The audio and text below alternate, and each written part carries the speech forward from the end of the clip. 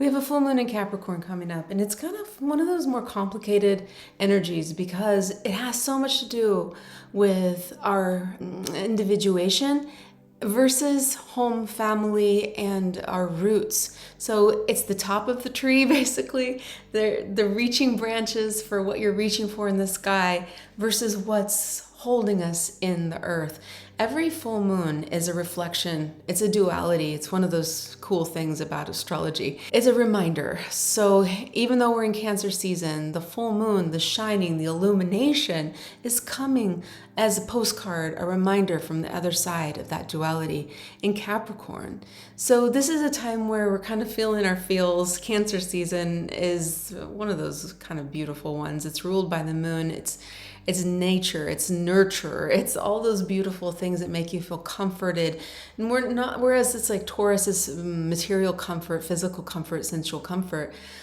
Cancer is emotional comfort, which just makes you feel good, emotionally supported. But there's always a balance to be had, a balance to be made, and that's the Capricornian. When you go too far into being in the roots, the comfort zone of Cancer, then it's sometimes difficult to continue to reach for something that's beyond that. The first full moon of Cancer season, there's going to be two full moons in Cancer season, is in Capricorn at 1 degree. The second one is at 29 degrees. So it's one of those two for ones that we get every once in a while. And it's a shining bright light. The illumination of the entire year is doubling up in this Cancer Capricorn region. So if you have a lot of Cancer energy or Capricorn energy, there's so many ways that it can angle.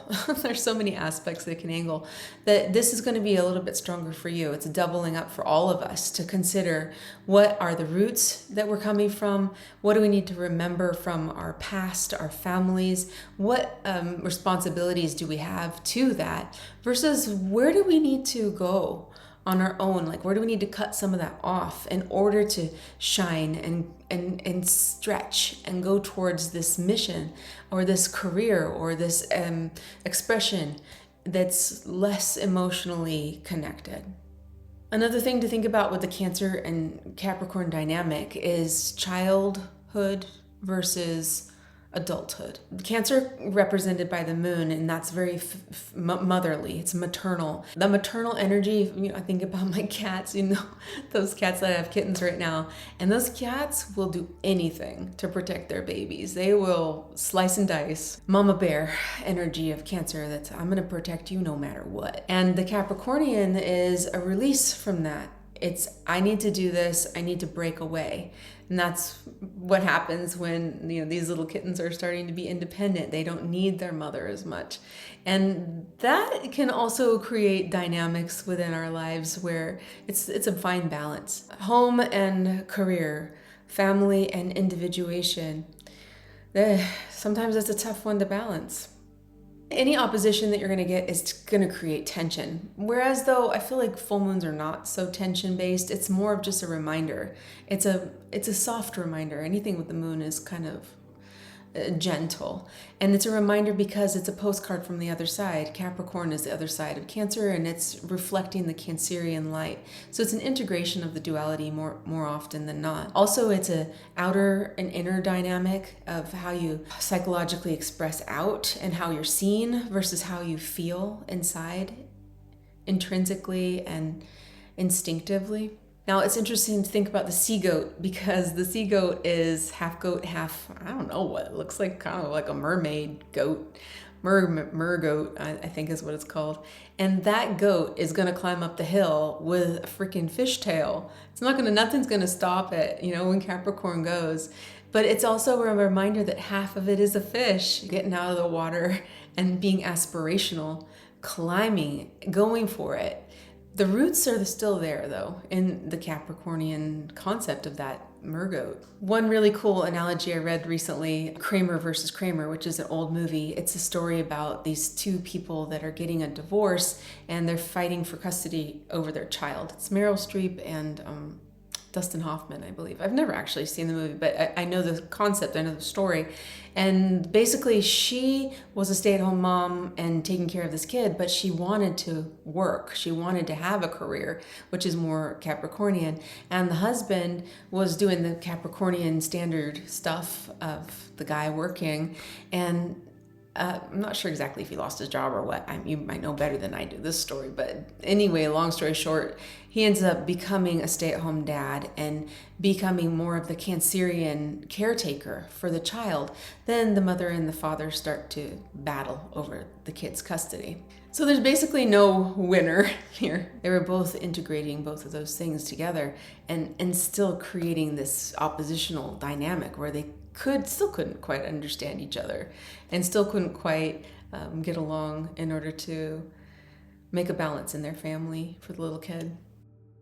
When I looked at those Sabian symbol, there's two that we can look at, because we can take the sun and the moon, the two different ones, Cancer and Capricorn, and kind of blend them together.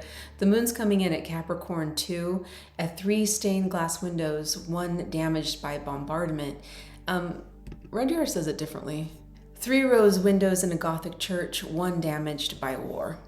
So that's a threat of destruction. Thinking about the Kramer versus Kramer, there's a mother, there's a father, and the child. The child is the window that's getting broken.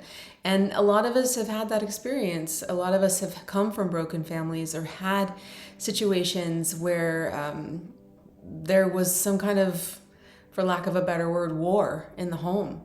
And family trying to figure things out, you know? And it's just so difficult sometimes, because there's destruction.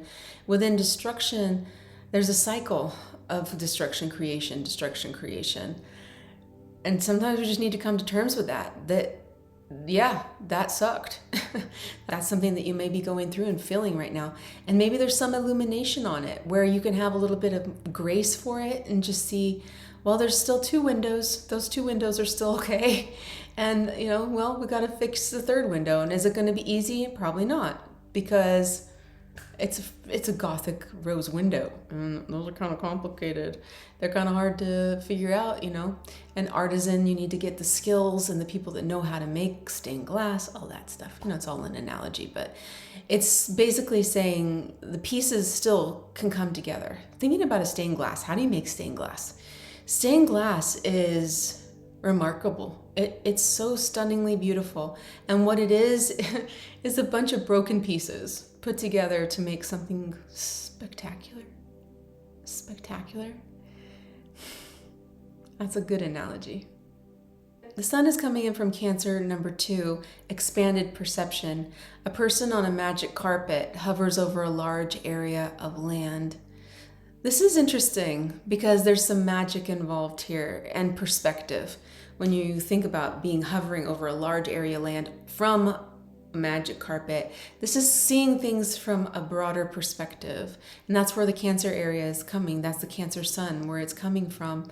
There's a bigger reality. There's some sort of clear determination that we need to make to see an integration as part of the whole. It goes back to the stained glass.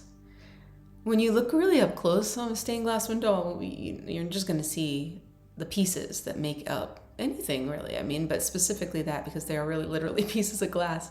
But when you pull back, you can see the design and the pattern, and hovering over a large area of land, that can give us some expanded perception.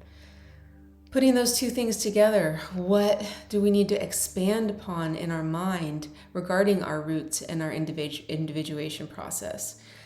Where is it holding you back? And where do you maybe need to lean more into those roots and reclaim them, reassociate with them, maybe forgive in some way, or just see it differently?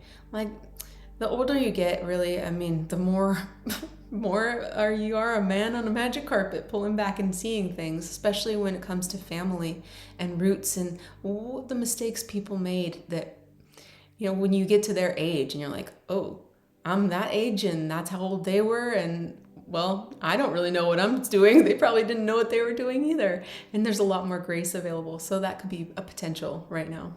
Overall, it's management. It's management of our roots and our branches. That's what Capricorn and Cancer are looking to ask us about right now. Like, what's going on? Well, what are your roots like? Where do you need to maybe trim some of them or maybe water a little bit more? And what kind of branches do you want to reach out for? You still have your individuation process. Jung says that's the point of everything that we're here to do, is to individuate. But in order to do that, in order to have strong branches, you need to have a strong trunk. You need to have a strong system. You need to have all the things that build from the bottom. The second full moon is at the end of Capricorn, so that's a really cool journey of this entire period of time, this month that goes by between the full moons. And in between, of course, is the Cancer and new moon. So basically this next month or so, those are the concepts, those are the ideas, those are the stories that are coming up. So we think about Capricorn, it's ruled by Saturn, boundaries, responsibilities, getting things done, and Cancer is ruled by the moon, which is love, nurture, selflessness, giving, care, and reflection. So reflecting on those things. I like you just the way you are. I hope you have a fabulous first full moon in Capricorn, and I'll talk to you soon.